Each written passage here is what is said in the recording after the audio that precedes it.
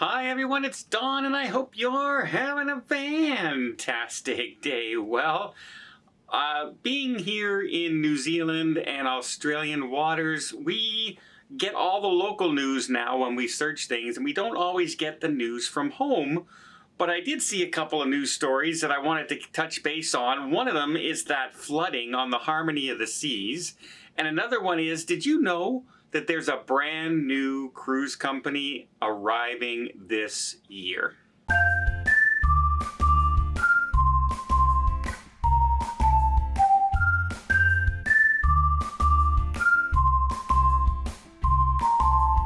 So the first story is the Harmony of the Seas. There are pictures out there and there's a video out there because people were there obviously, where they were walking through Central Park, and all of a sudden the water from the upper deck pool started flowing down into the boardwalk, into the Central Park area, down where you would get Jamie Oliver's or Jamie's Italian.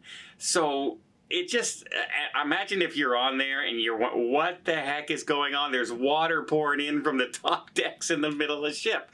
Completely flooded the area. My concern when I saw that was, is that chlorined water?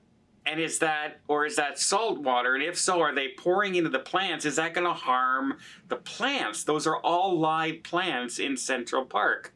Now, a lot of people were speculating, was this a rogue wave that hit the side of the ship that caught? Well, it would have to be some wave to move an Oasis-class ship. Those things are hundreds of thousands of tons.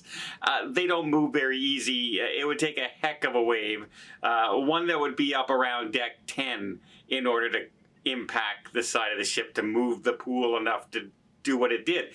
No, what happened was suddenly in front of the ship appeared a raft of refugees, which caused the ship to immediately have to hard veer to one side, a hard turn as fast as it could do to avoid colliding with this. They couldn't stop in time. Remember, there's no radar on these things, and it's all visual, and in any kind of motion water or rough water or against the sun, a little raft like that could be very hard to spot.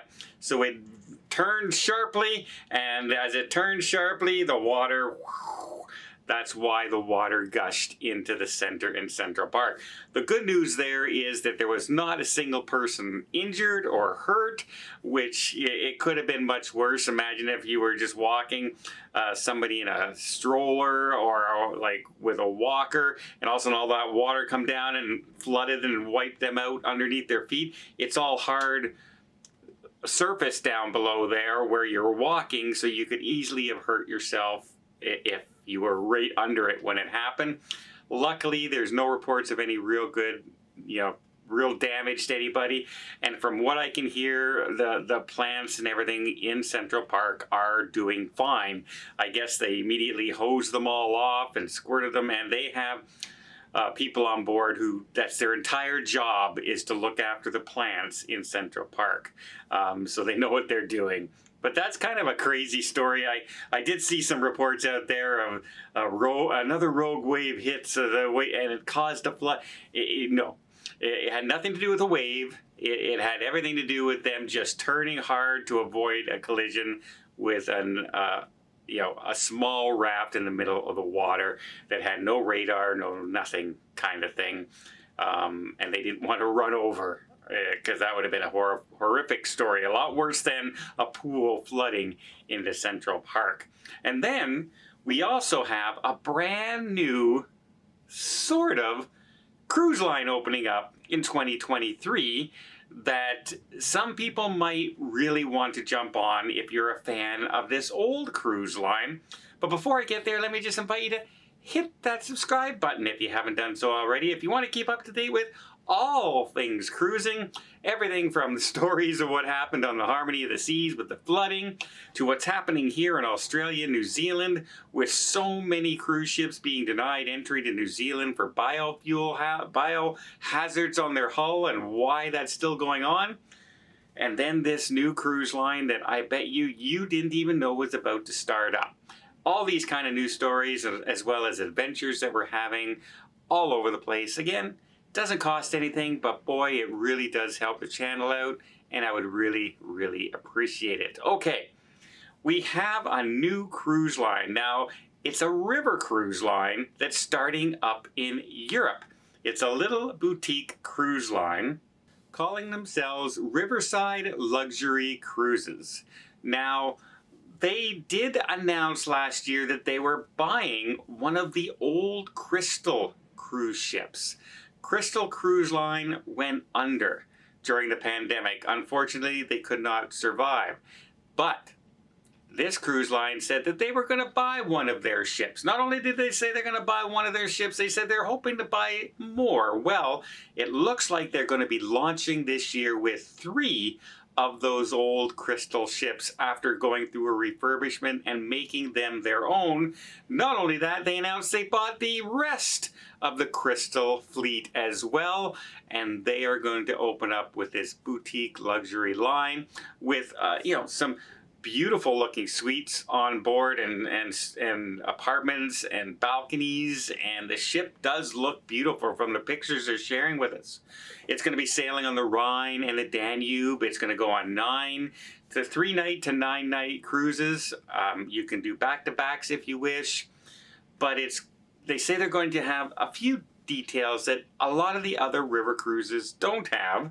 Not sharing a lot of those details right now, but one of them that I found was very interesting was they're always announcing, they're going to be getting fresh farm to table kind of meals on board where they're going to shop in the local stores and everything and serve the menus on board. A lot of river cruises do that because they're right in the ports, right? They can get fresh fish all the time, fresh vegetables from the market.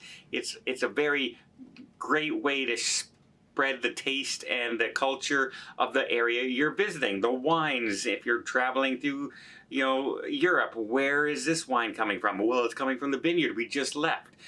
That sort of thing. Well, one thing that they decided that they're going to do that a lot of the other river cruise lines don't is that they're going to have room service. Well, you're going to say, well, some of the other ones have room service. Yeah, this one's going to have 24-hour room service, which is kind of unusual on river cruises.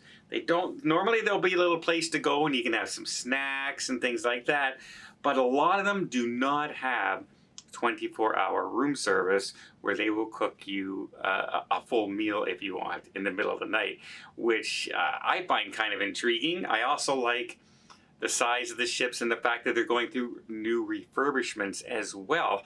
So it does pique my interest because I definitely want to hop on to a river cruise, if not a couple of them, this summer. So yeah, this might be one of the ones that I'll be looking at. What do you guys think? Have you ever tried a river cruise in Europe? Are you a fan of the old Crystal cruise line? They had a lot of big fans. Unfortunately, they just couldn't survive the pandemic for 2 years of no cruising. And thankfully, this river cruise is picking up those ships, refurbishing them, giving them a new life, and maybe even some of the crew members get back to work, because that's always good news when everyone can get back to doing a job they love. Well, I hope you appreciate this video. If you did, please give it a thumbs up. Want to see more tips, more tricks, more travel vlogs from around the world? Hit that subscribe button. Until next time, have yourself a safe and a great vacation.